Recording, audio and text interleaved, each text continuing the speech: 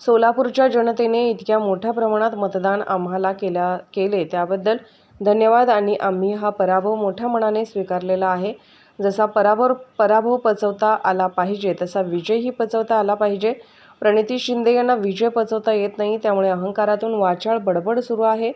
चंद्रकांत पाटील यांच्याबद्दल बोललेल्या विधानाचा निषेध। चंद्रकांत पाटील वयाचा त्यांनी विचार करायला पाहिजे होता। त्यामुळे एक राजकीय संस्कृती नसलेला खासदार सोलापूरकर पाहत आहेत। येत्या काळात त्या ज्या पद्धतीची भाषा वापरून स्टंटबाजी करतायत हे इथली जनता पाहत आहे। त्यामुळे विकास आणि इथले प्रश्न याबाबत खासदार काम करतील का याबाबत शंका आहे। फक्त स्टंटबाजी करणे हा यांचा स्वभाव आहे। मी भाजपचा कार्यकर्ता आहे आणि भाजपच्या कार्यकर्त्यांना भेटायला या ठिकाणी आलो आहे। कार्यकर्त्यांच्या भावना आहेत ते त्या बोलून दाखवतात। मी सध्या माळशिरसच्या जनतेची सेवा करतोय आणि त्यात मी आनंदी आहे।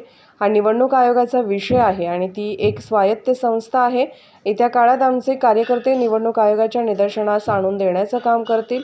हरल्यावर लाजू नये आणि जिंकल्यावर माजू नये, समझने वाले को इशारा काफी है।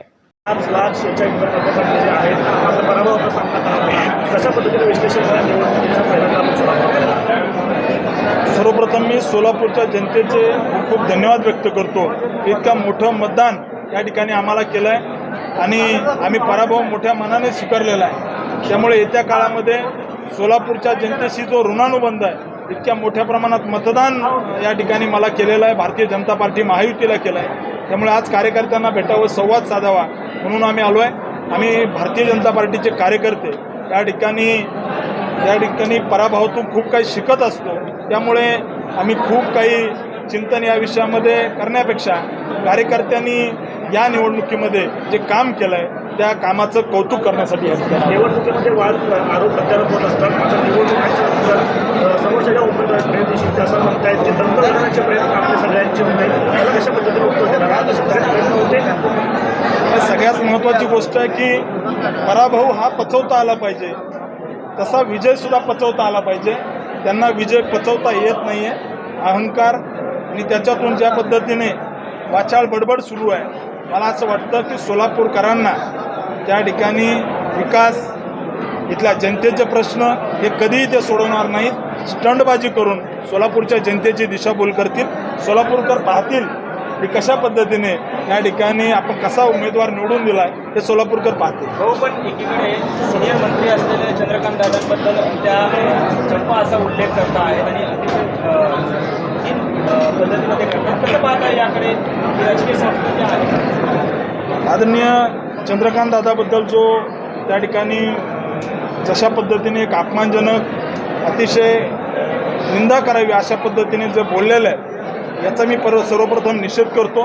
आदरणीय दादा त्या ठिकाणी दादांचं वय याचा विचार त्यांनी करायला पाहिजे होता आणि एक राजकीय संस्कृती नसलेला खासदार सोलापूरकर पाहत आहेत। येत्या काळामध्ये ज्या पद्धतीने त्यांनी भाषा वापरत आहेत, ज्या पद्धतीने स्टंटबाजी करतायत, ज्या पद्धतीने त्या वागतायत, इथला कार्यकर्ता पाहतो, इथली जनता पाहते आहे।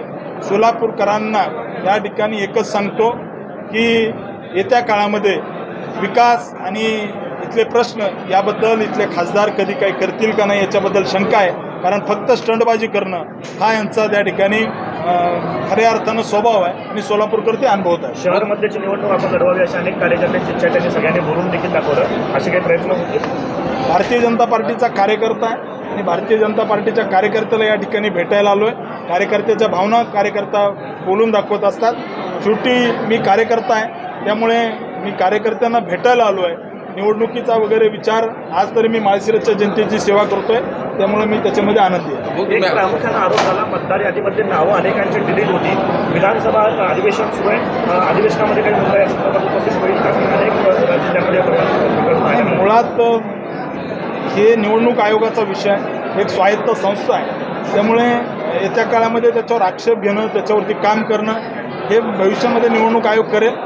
आमचे कार्यकर्ते त्यांच्या निदर्शनास आणून देतात। भाऊ, तुम्ही असं म्हटलं भाषणामध्ये की हरल्यावर लाजू नये आणि जिंकल्यावर माजू नये, हा नेमका टोला कोणाला आहे? नाही, हा एकंदरीत एक वाक्यप्रचार आहे आणि तो मी माझ्यासाठी लागू केला की हरल्यावर लाजू नये आणि जिंकल्यावर माजू नये। तो माझ्यासाठी होता आणि ज्यांनी समझने वालों को इशारा काफ़ी है। इतना भी गुमान मत कर तेरी जीत पर तेरे जीत से ज़्यादा मेरे हार के चर्चे हैं. नाही. हेच मी विरोधकांना सांगू इच्छितो. आणि सर तुम्ही असंही म्हणला त्यांचा 45 वर्षांचा राजकीय इतिहास पाहिला असता, काम केलं नाही. आता बघू ते काम करतील का नाही, असं का ते काम होणार नाही. कारण खासदार झाल्यापासून स्टंटबाजी सुरू आहे. सोलापूरकर पाहतायत. आणि मध्यामध्ये आता काय रणनीती असणार भाजपची, भारतीय जनता पार्टी, कारण मध्यावर जास्त फोकस आहे. सोलापूर लोकसभेतल्या ज्या काही सगळ्या जागा आहेत या सगळ्या जागेवरती मला सगळ्या मतदारसंघातून मतदान भेटलेलं आहे. त्यामुळे सगळ्या जागा महायुतीच्या निवडून आल्या पाहिजे याच्यासाठी मी प्रयत्न करणार.